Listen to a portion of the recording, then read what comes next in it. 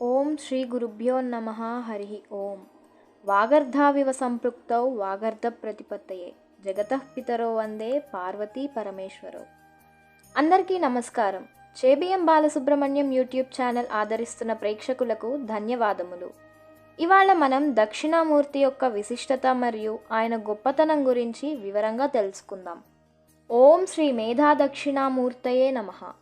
దక్షిణామూర్తి స్వరూపం జ్ఞానాన్ని ప్రసాదించే గురుస్వరూపం, శివుని అంశ. ఒక వ్యక్తికి గురువు లేకుంటే వారు దక్షిణామూర్తిని తమ గురువుగా భావించి పూజించవచ్చు. స్వామివారి అనుగ్రహం లభిస్తే స్వీయ సాక్షాత్కారము, ఆత్మజ్ఞానం, అలౌకిక తత్వం కలిగి జనన మరణ చక్రం నుండి విముక్తి కలుగుతుంది. అన్ని శివతత్వాలలో దక్షిణామూర్తి తత్వం గొప్పది. భగవంతుడే గురువుగా వచ్చి జీవిని ఉద్ధరించుటకు పరమేశ్వరుడే గురువుగా అవతరించిన స్వరూపం దక్షిణామూర్తి తత్వం. అర్థం: దక్షిణామూర్తి అంటే సంస్కృతంలో దక్షిణముఖంగా ఉన్నవాడు అని అర్థం.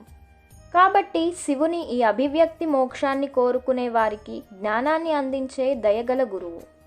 చాలా శివాలయాలలో గర్భగుడి చుట్టూ ప్రదక్షిణ మార్గంలో దక్షిణాభిముఖంగా దక్షిణామూర్తి రాతి ప్రతిమను ప్రతిష్ఠించారు. బహుశా అన్ని హిందూ దేవుళ్లలో అతను ఒక్కడే దక్షిణాభిముఖంగా కూర్చుని ఉంటాడు.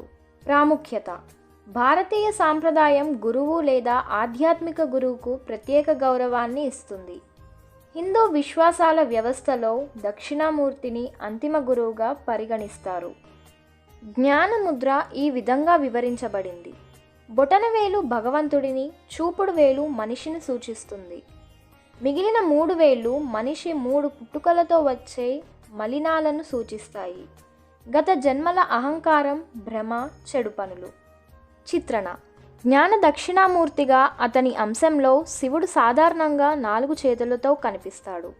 అతను ఒక మర్రి చెట్టు కింద దక్షిణం వైపు కూర్చున్నట్లు చిత్రీకరించబడ్డాడు. శివుడు జింక సింహాసనంపై కూర్చున్నాడు. అతని ఉపదేశాన్ని స్వీకరించే ఋషులచే చుట్టుముట్టబడి ఉంది. అతను పౌరాణిక అపస్మర అనగా హిందూ పురాణాల ప్రకారం అజ్ఞానం స్వరూపం అయిన ఒక రాక్షసుడిపై తన కుడి పాదంతో కూర్చున్నట్లు చూపబడింది. అతని ఎడం పాదం అతని ఒడిలో ముడుచుకుని ఉంటాడు. కొన్నిసార్లు అడవి జంతువులు కూడా శివుడిని చుట్టుముట్టినట్లు చిత్రీకరించబడ్డాయి. దేవాలయాలు: ప్రతి శివాలయంలో దక్షిణామూర్తి విగ్రహాన్ని ప్రతిష్ఠించినప్పటికీ దక్షిణామూర్తి ప్రధాన దైవంగా కొన్ని ఆలయాల్లో మాత్రమే ఉన్నాయి. 12 జ్యోతిర్లింగాలలో ఒకటి మాత్రమే ఉజ్జయినిలో మహాకాళేశ్వరుడైన దక్షిణామూర్తి. ఏకైక దక్షిణామూర్తి జ్యోతిర్లింగం కావడం వల్ల ఇది శైవులకు నేర్చుకునే ప్రదేశంగా ప్రత్యేక ప్రాముఖ్యతను కలిగి ఉంది.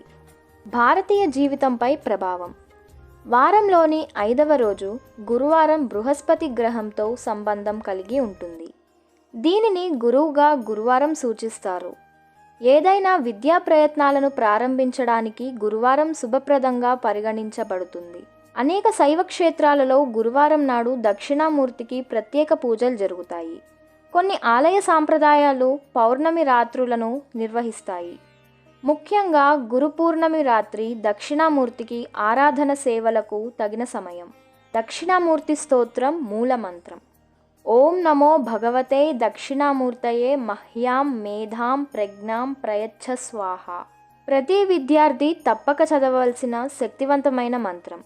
గురవే సర్వలోకానాం భిషజే భవరోగిణాం నిధయే సర్వ విద్యానాం దక్షిణామూర్తయే నమః. ఈసారి మరొక వీడియోలో నర్సరావుపేటలోని కోటప్పకొండ విశిష్టత గురించి తెలుసుకుందాం. మరిన్ని ఆధ్యాత్మిక విషయాల గురించి తెలుసుకోవాలంటే మన యూట్యూబ్ ఛానల్ని సబ్స్క్రైబ్ చేసుకోండి. లోకా సమస్త సుఖినో భవంతు.